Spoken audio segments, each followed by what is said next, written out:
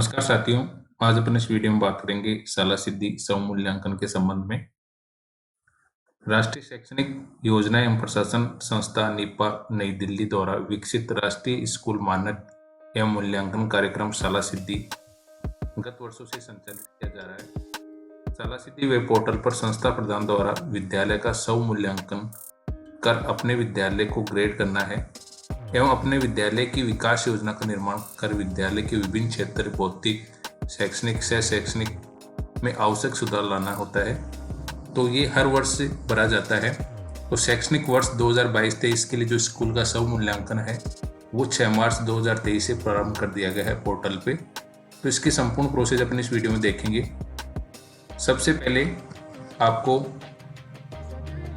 Google के अंदर शाला सिद्धि डालकर सर्च करना है। उसका URL आपको दिख जाएगा निपा का, वेलकम टू शाला सिद्धि लॉगिन। इस पर आपको क्लिक करना है। जैसे आप इस पर क्लिक करेंगे तो आपके सामने इस प्रकार का होम पेज ओपन होगा, जिसमें जो लेटेस्ट अपडेट है इसमें स्पष्ट कर रखा है school evaluation will open on March 6, 2023 for academic year 2022-23, यानी 2022-23 के लिए 6 मार्च से पोर्टल को ओपन कर दिया गया है। तो आप जैसे ही लॉगिन पे यहाँ क्लिक करेंगे तो आपके सामने इस प्रकार का डैशबोर्ड ओपन होगा, जिसमें यूजर नेम, पासवर्ड लगाकर आपको सबमिट करना होगा। तो जो यूजर नेम है वो आपका यूडाइस कोड होगा, आपके पास पासवर्ड होगा। पासवर्ड लगाकर आप जैसे ही सबमिट करेंगे तो आपके सामने इसका होम पेज इस प्रकार से ओपन होगा, इसका डैशबोर्ड स्कूल इवैल्यूएशन का, जिसमें आपका स्कूल का नेम होगा, एकेडमिक ईयर 2022-23 और इसके अंदर कंप्लीट करते ग्रीन साइन हो जाएगा। इन प्रोग्रेस का मतलब ये है, नोट स्टार्ट नॉट एप्लीकेबल का मतलब ये है। इसमें आपको लर्नर यानी जो शिक्षार्थी हैं उनकी डिटेल बननी होगी, टीचर्स, साथ में स्कूल इवैल्यूएशन की मैट्रिक्स और आपका जो एक्शन प्लान होगा इम्प्रूवमेंट के लिए वो आपको बढ़ना होगा और आप यहाँ से रिपोर्ट जनरेट कर सकते हैं।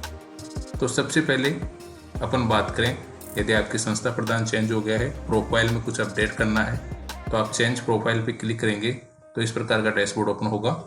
आप यहाँ से नेम, लास्ट नेम, यदि आपका संस्था प्रधान चेंज हो गया तो आप उसको चेंज कर सकते हैं। साथ ही पासवर्ड चेंज करना है तो वो भी आप यहाँ से कर सकते हैं।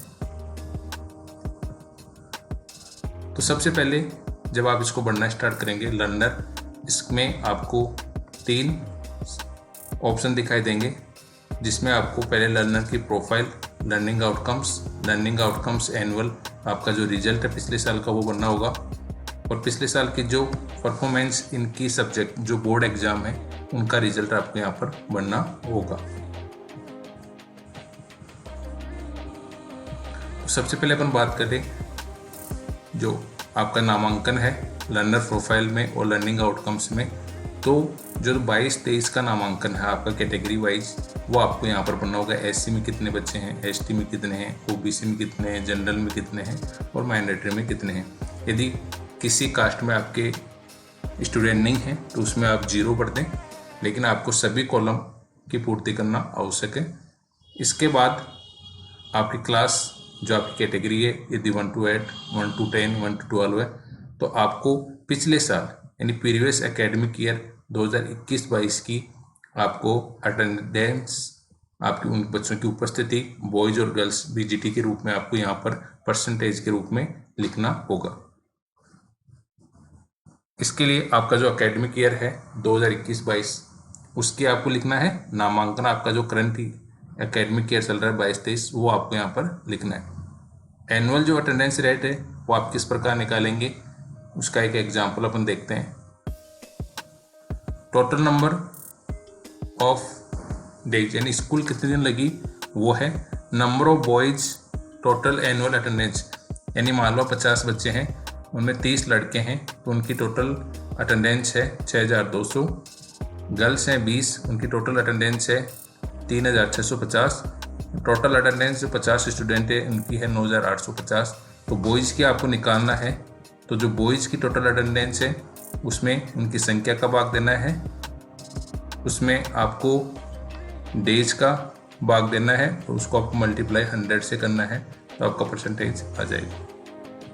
इसी प्रकार गर्ल्स का निकालना है तो गर्ल्स की जो टोटल अटेंडेंस है वो डिवाइड बाय उनकी संख्या मल्टीपल यहाँ टोटल डेज इंटू 100, उनका परसेंटेज आपको आ जाएगा। परसेंटेज आपको दशमलव के 2 अंकों तक निकालना है। इसी प्रकार टोटल अटेंडेंस यानी टोटल बॉयज़ और गर्ल्स को मिलाकर कितनी है, यहाँ नंबर ऑफ स्टूडेंट 50 हो गए, डेज हो गए 220 इंटू 100। तो इस प्रकार से आपको ये परसेंटेज निकालना है पिछले शैक्षणिक ईयर का,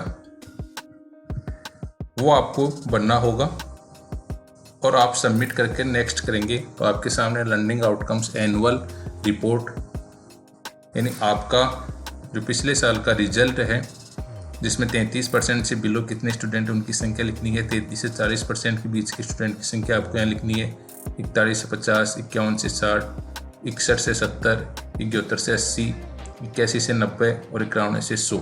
यहाँ आपको नंबर ऑफ स्टूडेंट लिखने हैं।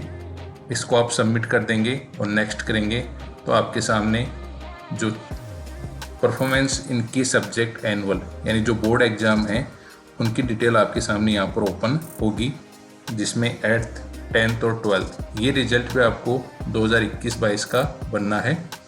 ग्रेड ए यानी 81 से 100 के बीच में यदि किसी सब्जेक्ट में 81-100 के बीच में आए हैं तो ग्रेड ए में आएगा, बी के लिए 61 से 80, सी के लिए 41 से 60, डी के लिए 33 से 40 और ई के लिए यदि 33 से कम है तो वो उनके नंबर यहाँ पर आपको लिखने हैं।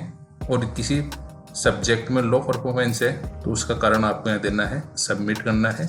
और जैसे आप नेक्स्ट पे क्लिक करेंगे तो टीचर प्रोफाइल ओपन होगी, यानी जो लर्नर हैं उनकी डिटेल आपने कंप्लीट कर दी है। अब टीचर प्रोफाइल में 2 ऑप्शन आपको दिखाई देंगे। पहला number of teacher each category यानी मेल, ट्रेंड, प्रशिक्षित और अप्रशिक्षित कितने शिक्षक हैं उनकी संख्या लिखनी है, फीमेल कितने हैं, ट्रेंड और अनट्रेंड उनकी संख्या लिखनी है। जैसे आप इन दोनों को लिखेंगे टोटल अपने आप सिस्टम कर देगा, आप सबमिट कर दें और नेक्स्ट पे क्लिक करेंगे तो आपके सामने टीचर अटेंडेंस आएगी। ये आएगी 2021-22 की, जबकि आपको number of teacher in each category लिखना है, वो आपको करंट एकेडमिक ईयर 2022-23 का लिखना है, डिटेल देनी है। और अटेंडेंस जो टीचर्स की है वो 2021-22 की देनी है। यदि कोई टीचर शॉर्ट लीव ले रखी है अप टू 1 वीक तक, उनका नंबर यहाँ लिखना है। और लॉन्ग मोर देन 1 मंथ यानी 1 मंथ से ज़्यादा तो उनकी संख्या आपको यहाँ लिखनी है। सबमिट करके नेक्स्ट पे क्लिक करेंगे तो आपके सामने स्कूल इवैल्यूएशन वाले जो मैट्रिक्स है वो ओपन होगी। ये 7 डोमेन है और 7 डोमेन में 42 पॉइंट हैं जिनको आपको बढ़ना होगा,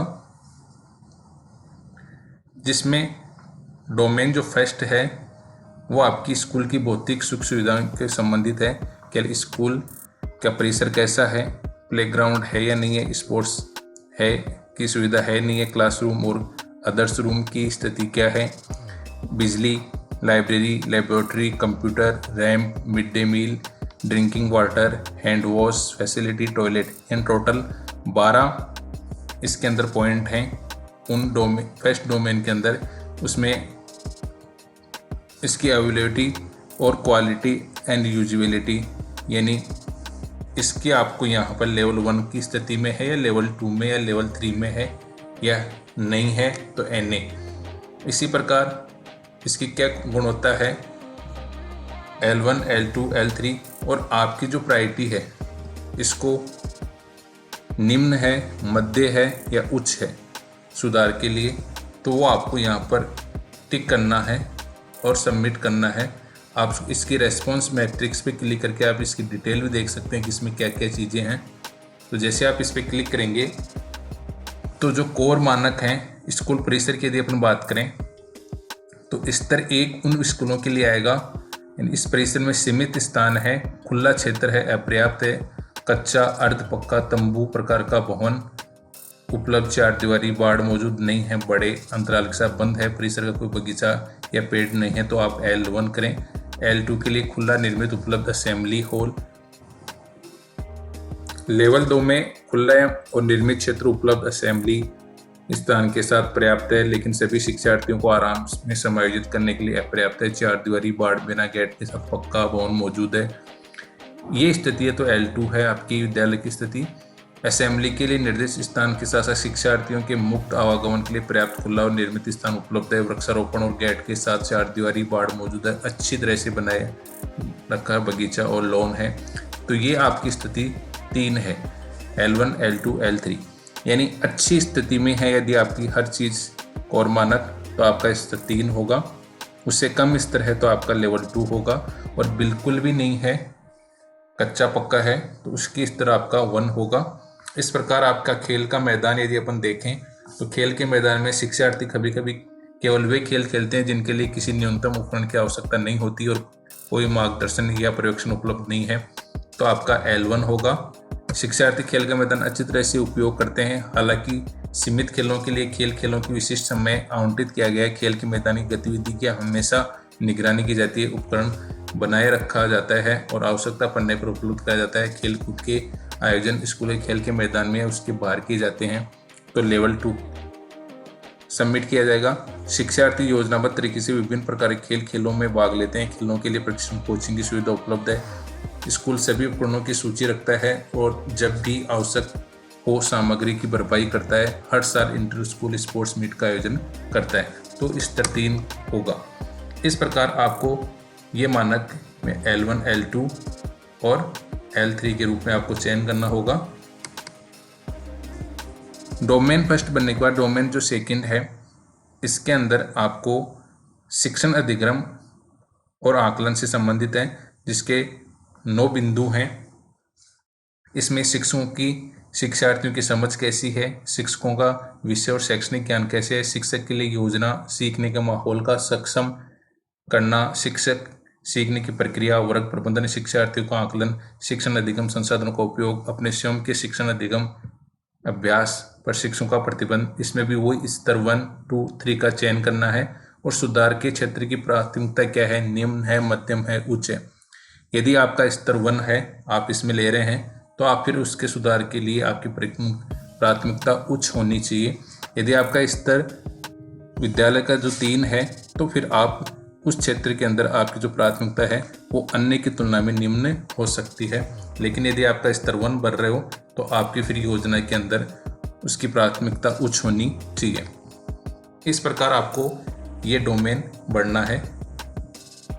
इसके बाद आप यहाँ देख सकते हैं शिक्षार्थियों की समझ के लिए यदि स्तर 3 कब होगा, जब शिक्षक शिक्षार्थियों के माता पिता से व्यवस्थित तरीके से शिक्षार्थियों के प्रदर्शन के बारे में प्रतिक्रिया मांगते हैं, व्यक्तिगत जरूरतों और सीखने की शैली और शिक्षार्थियों की ताकत को संबोधित करते हैं। तो इस प्रकार आप देख सकते हैं, और कोर मानक को समझते हुए आप ये जो डोमेन के बिंदु हैं इनको आप बढ़ सकते हैं। इसके बाद डोमेन 3 में वही आपको शिक्षार्थियों की उपस्थिति कैसी है, शिक्षार्थियों की भागीदारी, शिक्षार्थियों की प्रगति, शिक्षार्थियों का व्यक्तित्व और सामाजिक विकास, शिक्षार्थियों की प्राप्ति, वो आपको इस तरह के अनुसार 1, 2, 3 में टिक लगाना है। और सुधार के क्षेत्र की जो प्राथमिकता है उसमें आपको निम्न, मध्यम और उच्च बढ़कर सबमिट करना है और अगले डोमेन पर आपको जाना है। इस प्रकार सभी डोमेन आपको बढ़ने हैं। डोमेन 4 जो शिक्षकों से संबंधित है, शिक्षक प्रदर्शन और व्यावसायिक विकास का प्रबंधन है। इसी प्रकार आपको ये बनना है और सबमिट करना है। उसके बाद आपको डोमेन 5 बनना है। फिर आपको डोमेन 6 बनना है जो समावेशी स्वास्थ्य और सुरक्षा का है, जिसमें 5 बिंदु हैं। समावेशी संस्कृति, विशेष आवश्यकता वाले बच्चों का समावेश, शारीरिक सुरक्षा, मनोविज्ञान सुरक्षा, स्वास्थ्य एवं सफाई। इसके अंदर भी आपको स्तर लेवल 1, 2, 3 स्तर का आपका आप समझ ही गए होंगे। अच्छे स्तर में, अच्छी कंडीशन में सब चीज़ें हैं तो स्तर 3, मध्यम में है तो 2, और बिल्कुल ही नहीं है मतलब नाममात्र का है तो स्तर 1 भरा जाएगा। उसी अनुसार आपको सुधार के क्षेत्र की प्राथमिकता होगी। यदि आप स्तर 1 ले रहे हो तो आपके सुधार का जो क्षेत्र की प्राथमिकता उच्च होगी। इस प्रकार आपको चयन करते हुए सबमिट करना है। फिर आपका डोमेन 7 है जो SMC SDMC से संबंधित है। समुदाय की भागीदारी क्या है वो आप देखते हुए लेवल 1, लेवल 2, लेवल 3 का चयन करना है। इन बिंदुओं में जो 5 बिंदु हैं ये बनने के बाद आपका सुधार योजना के लिए कार्रवाई करनी है। इन 7 डोमेन के अंदर जो आपने उच्च स्तर पर रखा है सुधार का क्षेत्र, उसमें क्या प्रस्तावित कार्रवाई की, मदद की कहाँ से आपको आवश्यकता पड़ी और क्या कार्रवाई आपने की है, इसका आपको प्लान यहाँ देना है, लिखना है इसके अंदर 7 डोमेन के अंदर। फिर आपको सबमिट करना है। सबमिट करने के बाद आप इसकी जो रिपोर्ट है वो इस रिपोर्ट वाले टाइप में सिलेक्शन ईयर करते हुए आप रिपोर्ट जनरेट कर सकते हैं। पिछले वर्षों की भी रिपोर्ट आप यहाँ से निकाल सकते हैं। रिपोर्ट के अंदर आप स्कूल इवैल्यूएशन कंपोजिट मैट्रिक्स की रिपोर्ट निकाल सकते हैं, स्कूल सेल्फ इवैल्यूएशन की रिपोर्ट निकाल सकते हैं, स्कूल इंटरनल इवैल्यूएशन रिपोर्ट निकाल सकते हैं, स्कूल इवैल्यूएशन का डैशबोर्ड की रिपोर्ट आप निकाल सकते हैं। तो ये रिपोर्ट वाले टैब में आपको मिलेंगी। जब सब चीज़ कंप्लीट बन जाएगी तब आपका यूडाइस साला सीधी भरा हुआ माना जाएगा। यदि मेरा वीडियो अच्छा लगा तो लाइक करें और शेयर करें। यदि आप मेरे चैनल पर फर्स्ट टाइम आए तो मेरे चैनल को उससे सब्सक्राइब करें। हम इसी प्रकार का महत्वपूर्ण कंटेंट लाते रहते हैं। यदि आपको किसी प्रकार की कोई समस्या आती है तो आप हमें लिखें, हम आपकी हर समस्या का समाधान करने की कोशिश करेंगे। धन्यवाद। जय हिंद।